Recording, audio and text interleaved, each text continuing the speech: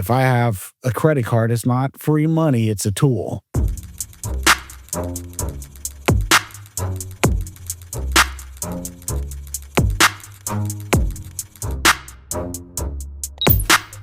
What is your number one piece of financial advice for high school students?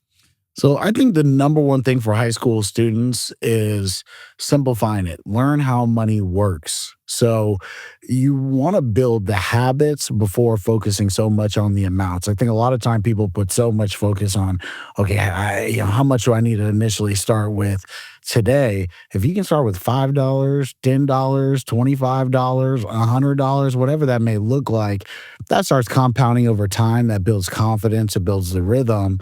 And then at that point, I think then you can start getting into some of the more complicated conversations. But I think just generally learning how to save, learning how money works from the start is the best way to go. Sick. Good answer. Okay. What's your number one piece of advice for college students? College students, back in, I would say let's call it the 80s and 90s when 70s when credit cards were starting to become a really big thing, people actually used to go to campuses and say, hey, you should use our credit card, whatever the company may be. So a lot of people in those time periods actually began to create a lot of debt.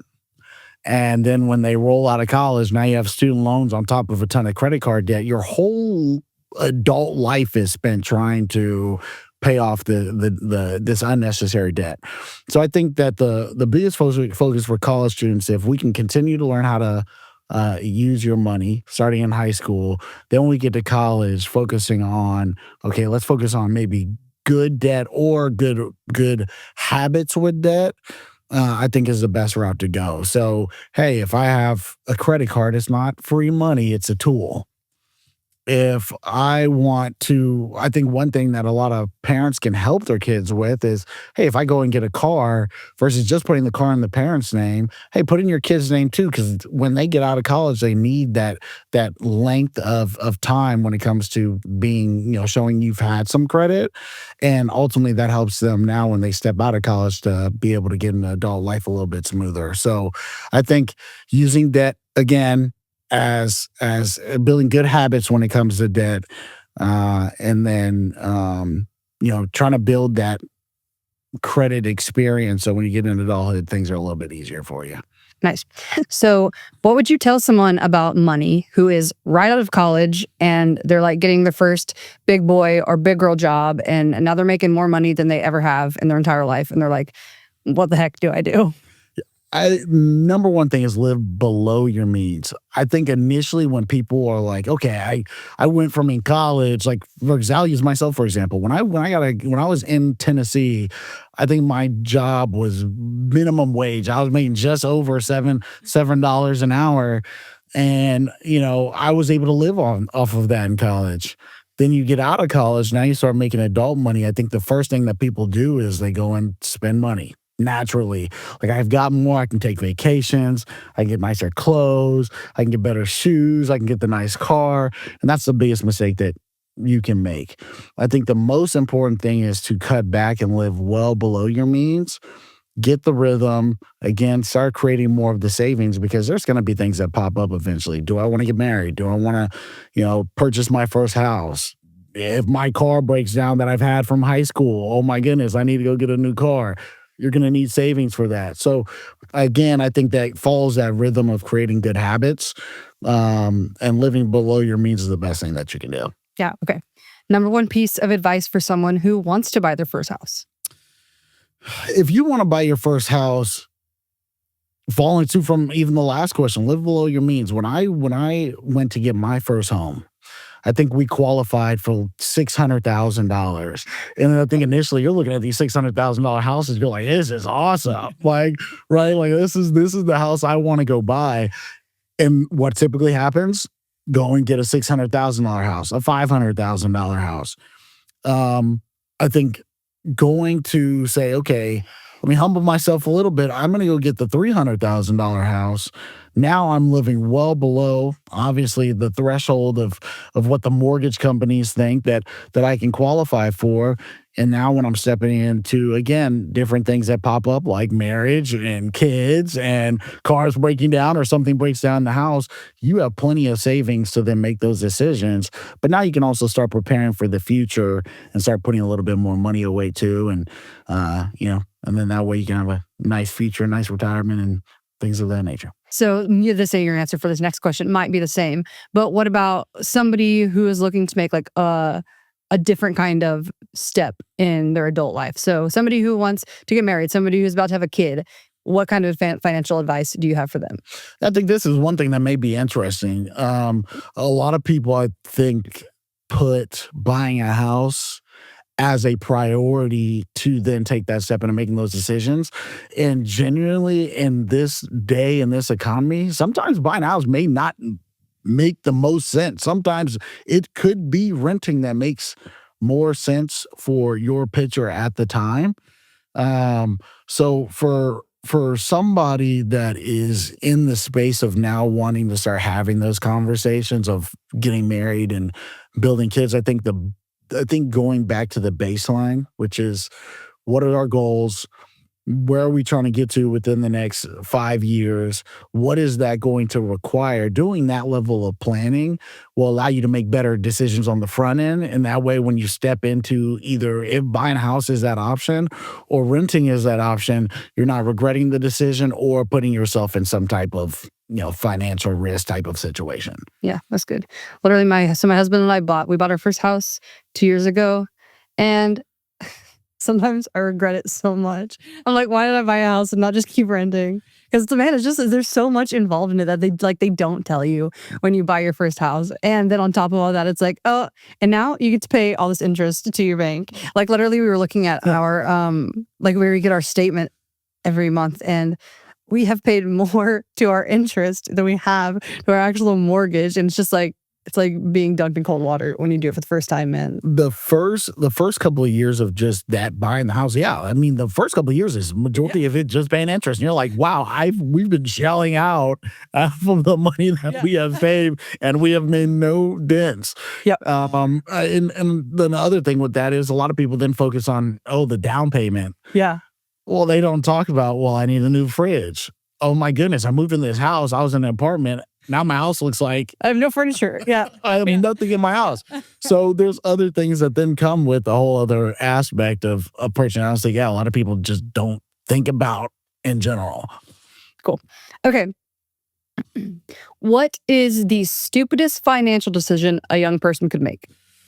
Living above their means. Living above their means, because what comes with living above their means, then eventually will come the debt piece. Right. And then the whole time, your young adult life, you're trying to climb yourself out of this hole. And then you finally get to this breather of climbing yourself in the hole. And it's like, oh, I need to start saving for, retirement and these type of things. I think taking that step back, living below your means, building good habits when it comes to debt will then allow you to be saving and putting money away that whole time, whether that's for your emergency fund, whether that's for, a rainy day and, a non-qualified, meaning non-retirement investment account, or even, saving your money for retirement. You're able to do all of those things comfortably. And then as you progress in life, you start making more money. Then at that point, you just make adjustments because the ground is already laid. So living above your means, and getting into that unnecessary debt, which I feel like most people run into, is probably the worst decision that you can make. For real. Okay, so you kind of answered it in that, but I'm just going to say this so that I can have it for the real. So, okay, what is the smartest thing they could do? Smartest thing that they could do is sit down with somebody and take the time to actually lay what that groundwork looks like for you all, or if it's just you as an individual, just for you as an individual. Because a lot of times people do not take that time, and it becomes one of those things like, okay, let me attempt to do this myself. And then you get so far down the let me attempt to do it myself road, and then you're having to work backwards to then continue to go forwards. So I think from the jump, taking the time to sit down with somebody that is willing to, and again, I think Aster SARS is a great fit for that. It allows you then to sit down with somebody and say, hey, we've got $50,000 saved based on our pitch, or we're thinking about buying a house. Is this a good time? Do we have enough savings? And that's when we start getting a lot of different conversations that now allows you to make this right decision on the front end so that your path is a lot smoother for the future. Cool. Okay, we're gonna move on to the next category. Those are good answers. Good job. Okay. Sorry, I moved. Let me fix this. Okay. So, say you meet someone and they've never done any sort of financial planning in their entire life. What is the first thing you would tell them? Breathe. Breathe. I think a lot of people when they step into an advisor's office, a planner's office, or finance even becomes a conversation, your stress level goes from 0 to 100 automatically. And a lot of times you're not as far behind as you think. I was having a conversation with one of my clients that is in their, I think they're 35. And they're like, oh my gosh, I haven't started saving, and I've got this debt, Brandon, I'm so far behind. I'm like, hey, guess what? The good news is you're not behind. Like it's a couple planning steps that we're gonna have to take. You implement and follow these things. The difference that it'll make for your lifetime is huge. And you would have, 20 years from now, 30 years from now, you're gonna be like, man, I was never behind. I just needed a little bit of assistance. So I think getting that assistance will put you in a better spot for the future. Okay, that's good. This isn't a question I wrote down, but I guess personally I want to know, what is the age where you would say, oh, you're behind? Truly, I had somebody that was 49 when we started working together. And he's like, I'm so far behind. And when I tell you the difference between when we started to then now, years later, it's night and day. You would have never thought he was in that position just because he followed the steps.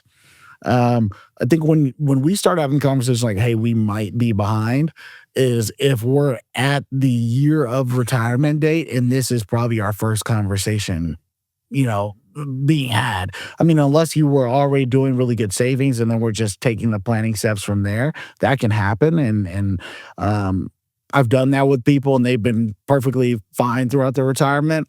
But if you've never had the conversation, you haven't taken the necessary steps, and now we're trying to step into retirement, there's a little bit of different conversations to be had. So age-wise, I mean, that can probably fall anywhere from let's call it 62 to 65, where, hey, I haven't saved enough and now I'm trying to have a conversation about retirement. So what you're saying is us millennials and Gen Zers are chilling? Like we should do the work, but like we don't need to stress. Definitely should do the work. Okay. I when I look at, so when I'm planning for some of my younger clients, and I'll use this for example. I had one of my younger clients that we're putting together the plan, we're pulling up the software. I'm like, hey, what type of lifestyle would you like to live when you get to that point in retirement? I said, I know it seems far away, but it'll sneak up on you before you know it. And she was like, yeah, roughly right now I'm spending around, $70,000 a month, or not $70,000, excuse me, $70,000 a year on just expenses and my lifestyle. I'm like, okay, so is that the lifestyle that you would feel like you would like to live in retirement? She was like, for now, I think that is. When you look at the numbers, that is well past $100,000 of expenses when it comes to retirement. And now it's like, okay, well, if expenses are moving like that, what is it going to require me income-wise and asset-wise to then cover that gap? I don't think that millennials and things should necessarily worry, but I do think that the earlier you start, the less stress you're going to cause yourself in the future. Yeah. That's good. Cool. Okay. So I just got my, wait, what's the question? So someone comes to you and they just got their first real job and now they have a 401k, but they don't know what a 401k even is. Yeah. What is it? So the 401k is, in simplest terms, what it is it is a employer plan that your company is providing you for retirement. In simplest terms, where a lot of people make the mistake is I don't know what this is. They give me these lists of options. I'm going to click option A, which may be, you do it for me, and then say, okay, I'm just going to put in the company match and never look at it, never look at it again. I mean, good news is the positive of that scenario is, okay, we're saving something, which is 100 times better than people that say, oh, I'm not going to put in that 401k because I can't right now. You can, and you should. In some instances, when you look at that breakdown, 20% of your probably what you have coming in should go to savings of some sort. And going back to the question that you had earlier, which is, hey, what can a high schooler start doing? Saving $5, $10, $25, $100. So when it comes to your employer plan, do the same thing. Like, doing something is better than doing nothing, because now you're actually still putting that money away. But simplest terms, it's a place that you can house money for retirement that your employer is offering to you, and you should definitely use it.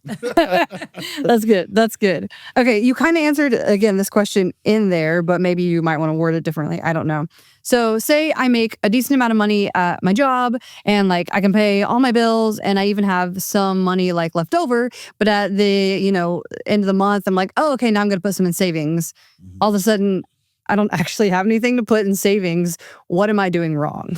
So a lot of times people are spending first and saving last. I think switching that mindset, it's my savings and what I'm putting away, whether it's for retirement or it's just for investing, or I'm just trying to build an emergency fund, that is a requirement. That is almost like similar to like you're paying your mortgage or you've got to put food on the table. Like, saving for yourself is just as important. And that's where I think holding yourself accountable to, you don't when you jump into the adult world, do you have to automatically achieve that 20%? No, because that may be uncomfortable. But again, starting with piece by piece, whether that's 5%, putting 5% away, 10% away, now you're getting the habit and the rhythm of it, getting used to putting money away. And then eventually, I guarantee over time, you'll work your way up to that 20%. I think that'll keep you out the weeds. A lot of people will spend first and save last, and really it should be pay myself first, and then I need to handle the rest of the expenses. Now, obviously, if you're truly not making enough, then that's one thing. But I think a lot of people are making more money than they truly think they are. Yeah, cool. Okay. So this one's specifically geared toward maybe not just college students, maybe someone who, has had student loans for a long time. They need to get them taken care of. So someone has student loans, right? And they need to pay off their student loans, but now they're living life, right? They have bills to pay. They have all this stuff they got to do. And they feel like they can't get ahead of their student loans. What advice do you have? Yeah, I think that's where the planning process comes in, or doing something, again, like AstroStars, where you can sit down and talk to somebody and say, this is everything. Here's what I'm bringing in. Here's my expenses.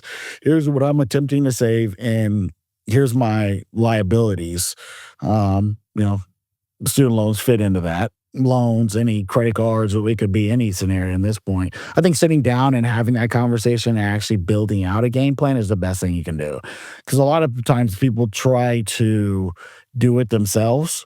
And then it's almost like when people are like, oh, I'm going to go on a diet and I'm going to go work out, they typically try to do it themselves. And usually it's up and down and up and down and up and down, up and down, right? And there's sometimes even worse decisions being made in between that. And it's the same way when trying to pay off the debt. A lot of people are like, I'm getting after it. I'm going to pay this debt off by, 2 years. And then they like go through this wall, fall back into, making some bad financial decisions. They're like, I'm going to get back after it.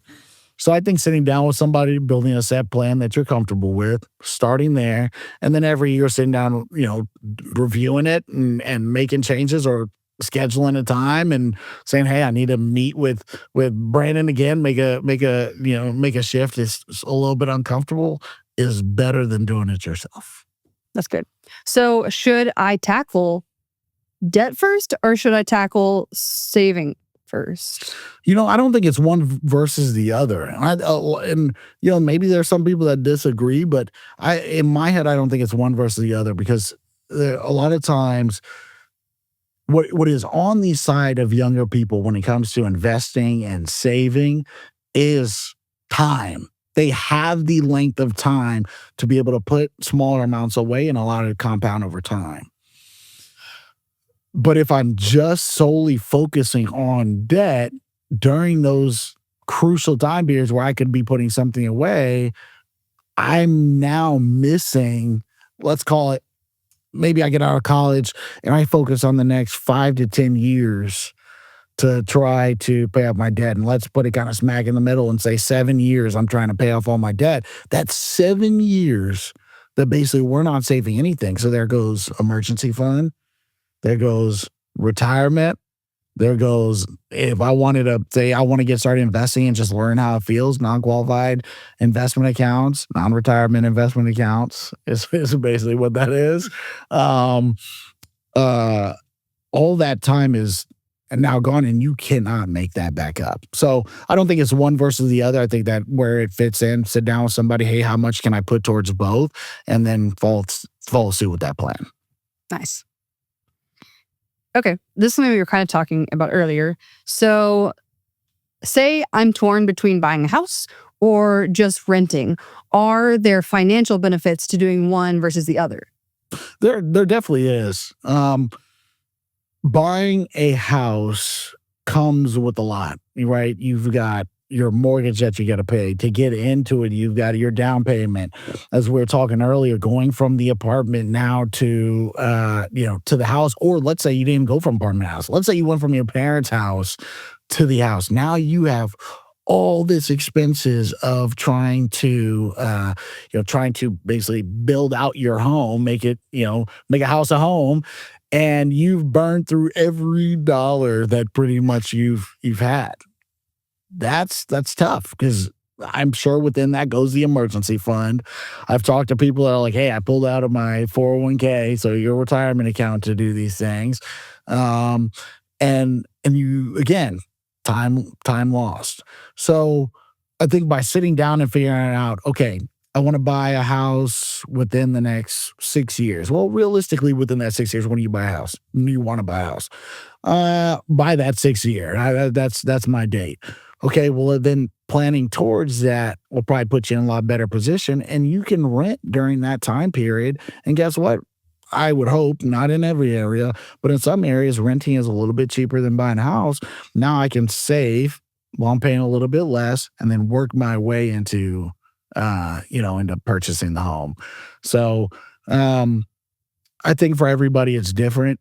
There's people that in today's day and age that may be single,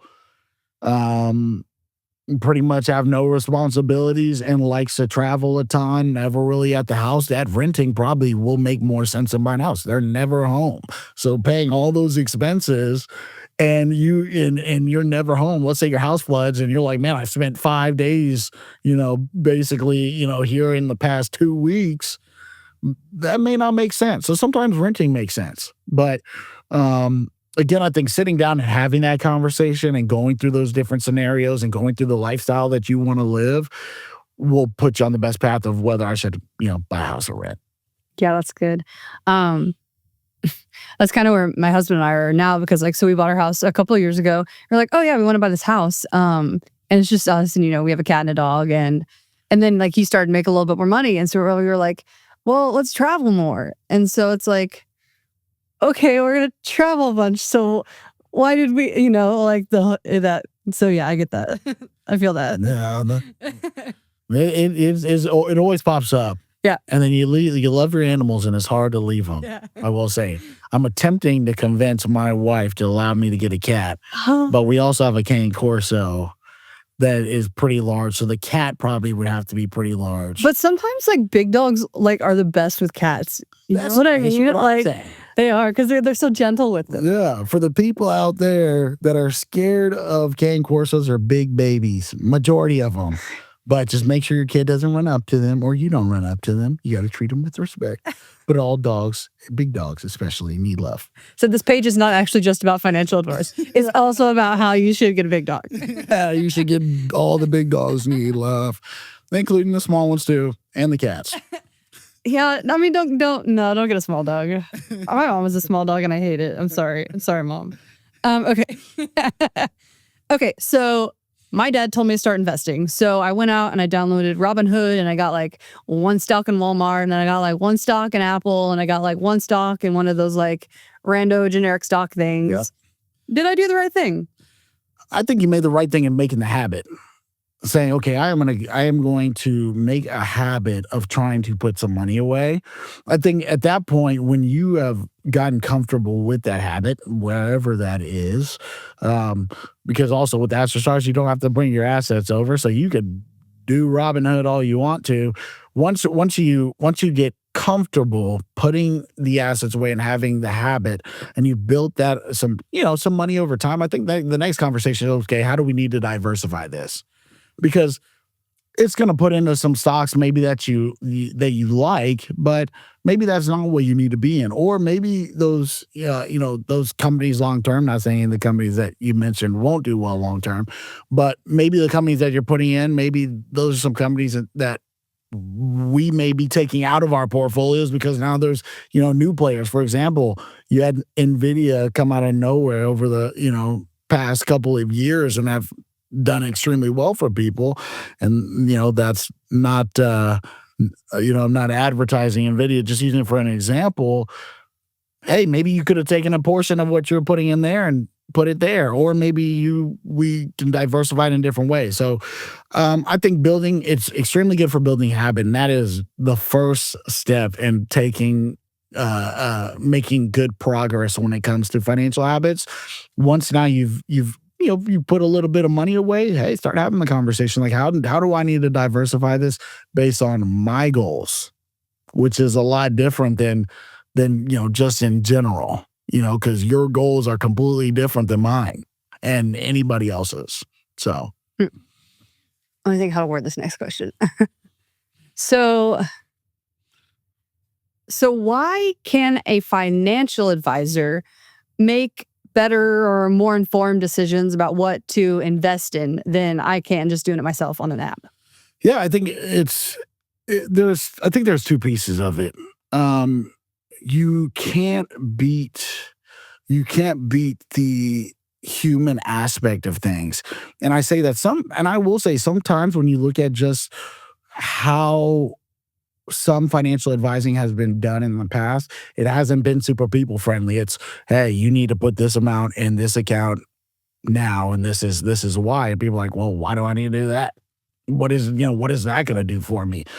I think when you bring in the people aspect to it, and then you can blend it with experience and hours of basically going through curriculum and studying this stuff, because truly a lot of times the financial planner is no different than a doctor in the sense of time spent and how much they've had to study to get their certificates and their requirements. And then there's some that take it even farther with various certifications.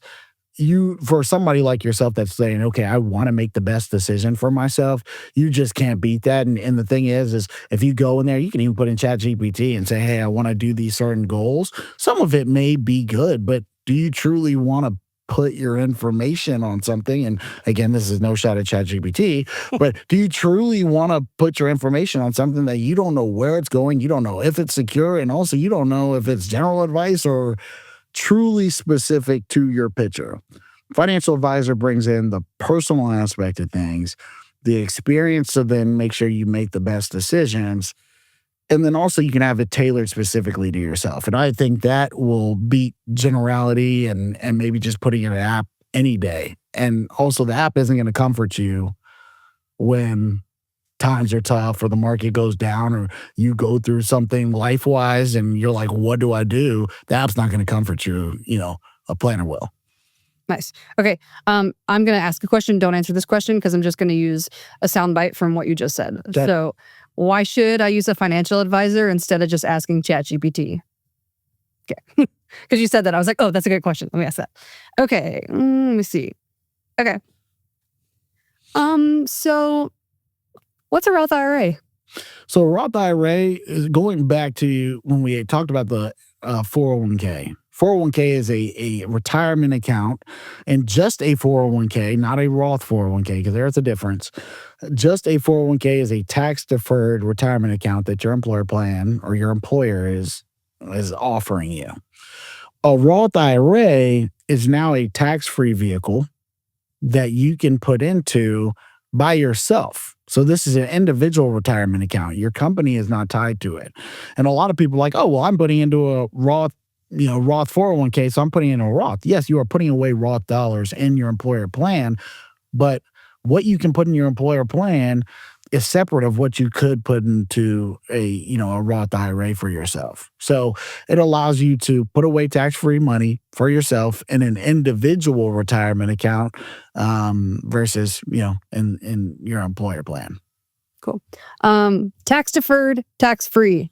What does that actually mean? Yeah, so tax deferred is you get taxed on the way out. So you put money away, it grows over time, you're not paying taxes on it, but then when you take those dollars out, say you get to retirement, you take those dollars out, that money is going to be taxed.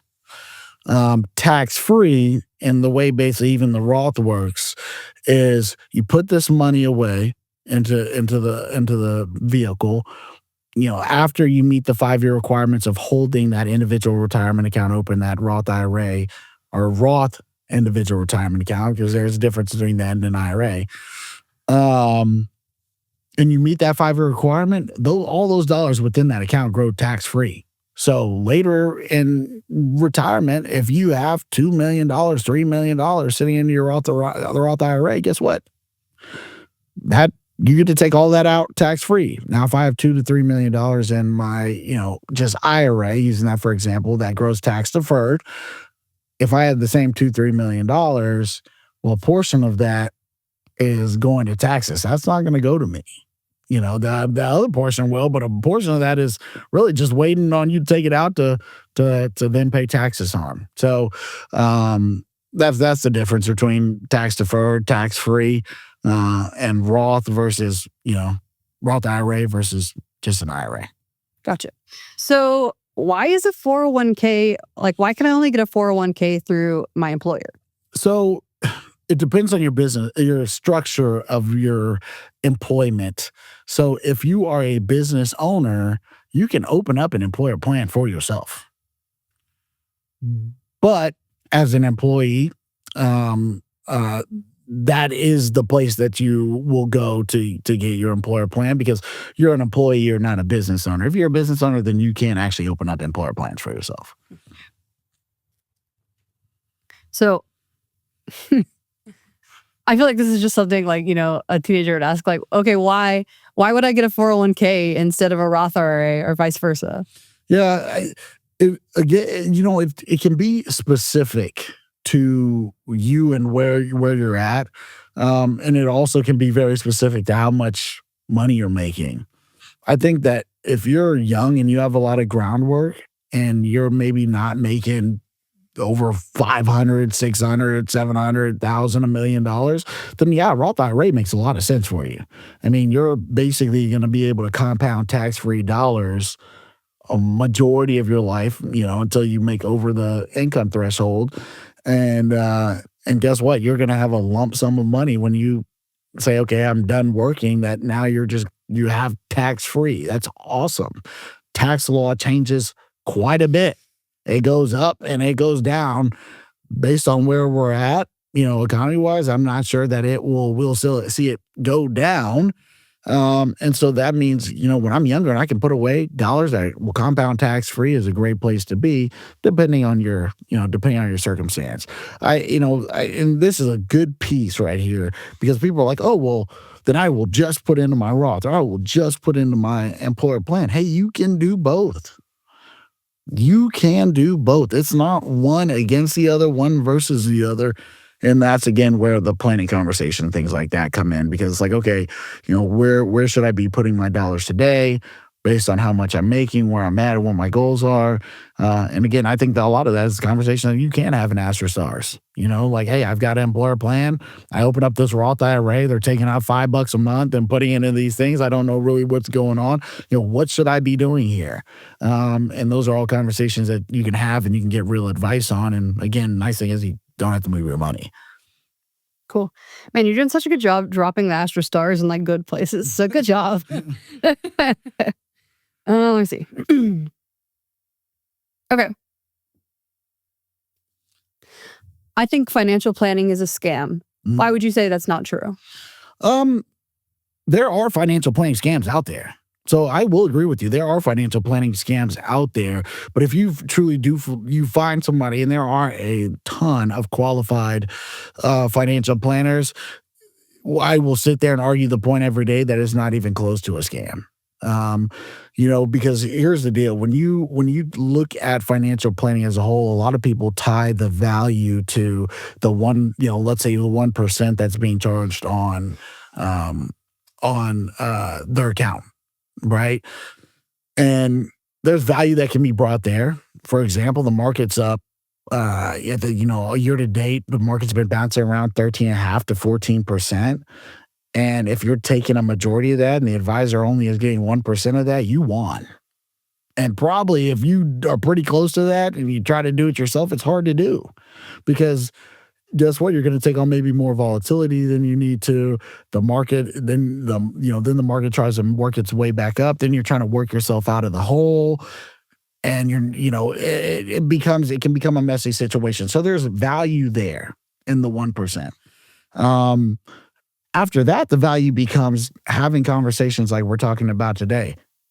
Buying a home versus renting. How do I prepare for marriage? If I get married, what are the necessary things that I need to have in place to make sure me and my, for in your instance, me and my husband protected, in my instance, me and my wife to protect our rights, whatever that may be. How do I make sure to protect myself and my family in the future? How do I set my kids up? What I was talking about, business owner. Hey, a lot of business owners can actually have their kids as a part of the business and put Roth dollars away for their kids when they're young. I mean, we're talking about they could be in high school, they could be in middle school. If they're part of the business, they could put Roth dollars away. So there's value there. Having those then critical conversations and things outside of just the investment management is value that a lot of people aren't going to find in many places. And I think there's a lot of bad information out there online and there's a lot of good information out there online. But how can you decipher it if you've never this is your first time viewing the information? It's hard to tell what's right, what's wrong. And I think that's where a planner comes into place. There's financial planning scams out there, but if the financial planner is qualified and taking the time to sit down with you, go through goals and progression and things even outside of investment management, there's not. I would fight that until the grave. Nice. Convince me. Okay. So my mom and dad always told me that credit cards and like debt in general was bad. Is that legit, or were they just trying to scare me? No, there's good debt and bad debt. Just like there's good people and bad people. But if you don't use good debt properly, then good debt can become bad debt. Let's use credit cards, for example. If I have a $10,000 credit card balance, or credit card, not balance, but credit card limit, and I maxed my credit card out because I wanted to take a vacation to Turks and Caicos, there was a tool that could have been used. You could have built your credit by just saying, okay, I'm strictly going to use this for gas, groceries, and maybe going, us eating out during the month, and I'm going to pay it off every month. Using the credit card in that sense versus me going to Turks and Caicos and maxing out my credit card, now I took a tool and turned it into a bad thing. So good debt can become bad debt as well. But then there's also things like being able to leverage debt to then go into have the real estate conversations. There's ways of using debt to start businesses and things like that, and getting things, your ideas and thoughts and goals off the ground in that sense. So there's ways to leverage it. It's just about how you leverage it. And just like good people can turn to bad people, good debt can turn to bad debt.